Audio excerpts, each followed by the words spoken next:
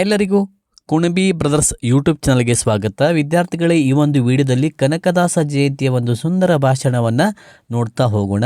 ಈ ಒಂದು ವಿಡಿಯೋ ತಮಗೆ ಇಷ್ಟ ಆದರೆ ತಪ್ಪದೆ ಈ ವಿಡಿಯೋಗೊಂದು ಲೈಕ್ ಮಾಡಿ ಹಾಗೆ ಶೇರ್ ಮಾಡಿ. ವೇದಿಕೆಯ ಮೇಲಿರುವ ಮಾನ್ಯ ಅಧ್ಯಕ್ಷರೇ, ಗೌರವಾನ್ವಿತ ಶಿಕ್ಷಕರೇ, ಪ್ರಿಯ ಸಹಪಾಠಿಗಳೇ, ಸ್ನೇಹಿತರೆ, ಎಲ್ಲರಿಗೂ ಕನಕದಾಸ ಜಯಂತಿಯ ಶುಭಾಶಯಗಳು. ಇಂದು ನಾವು ಇಲ್ಲಿ ಭಕ್ತ ಕನಕದಾಸರ ಜಯಂತಿಯನ್ನು ಆಚರಿಸಲು ಒಂದಾಗಿ ಸೇರಿದ್ದೇವೆ. ಕನಕದಾಸರು ಕೇವಲ ಕವಿ ಅಥವಾ ಸಂಗೀತಗಾರರಲ್ಲ, ಅವರು ಮಹಾನ್ ಭಕ್ತ, ತತ್ವಜ್ಞಾನಿ ಮತ್ತು ಸಾಮಾಜಿಕ ಚಿಂತಕರಾಗಿದ್ದರು. ಕನಕದಾಸರ ಮೂಲ ಹೆಸರು ತಿಮ್ಮಪ್ಪ ನಾಯಕ.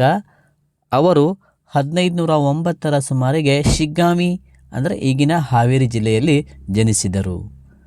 ಬಾಲ್ಯದಿಂದಲೇ ಧೈರ್ಯಶಾಲಿ, ನಿಷ್ಠಾವಂತ ಮತ್ತು ಭಕ್ತಿಭಾವ ಪರದವರು. ನಂತರ ಅವರು ಶ್ರೀ ವ್ಯಾಸರಾಯರ ಅವರ ಶಿಷ್ಯರಾದರು ಮತ್ತು ಕನಕದಾಸ ಎಂಬ ದಿವ್ಯ ಹೆಸರು ಪಡೆದರು. ಇವರ ಪ್ರಮುಖ ಕೃತಿಗಳೆಂದರೆ ಮೋಹನ ತರಂಗಿಣಿ, ನಾರಾಯಣಿ ಧಾಮ, ರಾಮಧ್ಯಾನ ಚರಿತೆ, ಹಾಗೆ ಹರಿಭಕ್ತಿ ಸಾರ ಅತ್ಯಂತ ಪ್ರಸಿದ್ಧ. ಅವರ ಕೀರ್ತನೆಗಳು ಎಲ್ಲ ವರ್ಗದ ಜನರನ್ನು ಸ್ಪರ್ಶಿಸುತ್ತವೆ. ನಾನೇ ಬಾಳು ಬೇಕೆಂಬುದಿಲ್ಲ, ಹರಿಯ ದಾಸನಾಗಿ ಬಾಳಬೇಕು ಎಂಬ ಅವರ ಮಾತು ಮಾನವ ಜೀವನದ ಸಾರ್ಥಕತೆಯನ್ನು ತೋರಿಸುತ್ತದೆ. ಕನಕದಾಸರು ಸಾಮಾಜಿಕ ಸಮಾನತೆಯ ಪರ ಹೋರಾಡಿದರು. ಅವರು ಬಡವರ, ದೀನರ ಧ್ವನಿಯಾಗಿ ನಿಂತರು.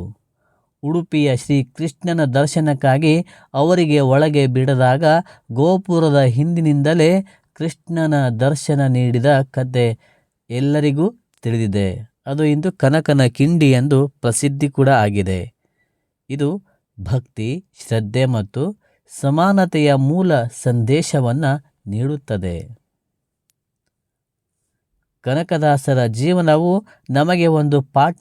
ಭಕ್ತಿ ಎಂದರೆ ದೇವರ ಪ್ರೀತಿ, ಮಾನವ ಸೇವೆಯೇ ನಿಜವಾದ ದೇವರ ಸೇವೆ, ಮನುಷ್ಯ ಮತ್ತು ನಿಷ್ಠೆಯ ಜೀವನವೇ ನಿಜವಾದ ಧರ್ಮ. ಇಂತಹ ಮಹಾನ್ ಭಕ್ತ ಕವಿಗೆ ಶರಣು.